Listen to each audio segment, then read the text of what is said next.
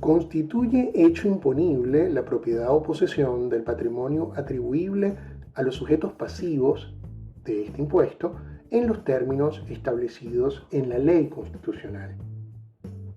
Propiedad o posesión. Sí, hay una referencia tanto a una como a la otra, pero es importante señalar que no son concurrentes. En algunos casos será atribuida la propiedad como el elemento a partir del cual se determinará la base imponible del tributo, y en otros casos la posesión. La ley de impuesto a los grandes patrimonios establece de forma expresa los criterios de atribución a los efectos de establecer cuándo operará como hecho imponible la propiedad y cuándo operará la posesión. Bienes sometidos o que sean objeto de registro público se atribuirán al titular que conste en dichos registros, mientras que los bienes que no estén sometidos a las formalidades de registro público se atribuirán al poseedor de dichos bienes. Podemos resumir entonces de esta manera: bienes que sí están sometidos al registro público, la atribución será al titular del bien en el registro, mientras que los bienes que no están sometidos al registro público, la atribución será al que tenga la posesión de los mismos. Tenemos unos casos especiales de atribución.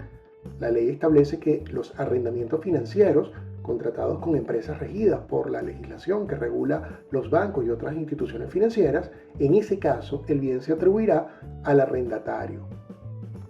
En los casos de los contratos de fideicomiso, el bien se atribuirá al beneficiario de ese fideicomiso. En los casos de personas jurídicas, muy importante, los bienes de uso personal de los accionistas, en este caso, el bien se imputará al patrimonio de la persona natural que ejerza la posesión. Uno de los elementos donde tenemos que tener mucho cuidado y donde tenemos que también considerar que podría darse una situación que requerirá el análisis, la evaluación en cada caso para determinar qué bienes de personas jurídicas son de uso personal por parte de los accionistas de la misma, porque en esos casos el bien se imputará al patrimonio de la persona natural que esté ejerciendo dicha posesión. La ley establece que una vez que ha sido declarado el patrimonio por un contribuyente, la propiedad o la posesión, según corresponda para la determinación de la base imponible, se presume de la misma forma para los periodos de imposición siguientes, salvo que se pruebe que hubo una transmisión de la propiedad o una transmisión de la posesión o la pérdida de estos bienes. Podemos resumir entonces la atribución de patrimonio para los efectos de la ley de impuesto a los grandes patrimonios de la siguiente manera. El arrendamiento financiero corresponderá la posesión del bien al arrendatario. En el caso de los fideicomisos, al beneficiario del fideicomiso.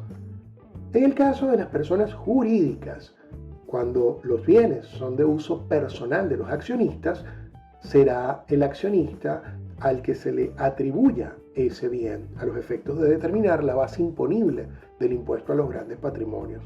En el caso de los bienes sujetos a registro público, distinto de los anteriores, aplicará la base imponible o será parte de la base imponible el bien que a la persona que tenga la titularidad de ese bien, mientras que en los otros bienes, que en este caso tendríamos que hablar de aquellos que no están sujetos a registro público y distinto de los casos especiales que hemos referido, se considerará que el mismo forma parte de la base imponible del poseedor de dichos bienes.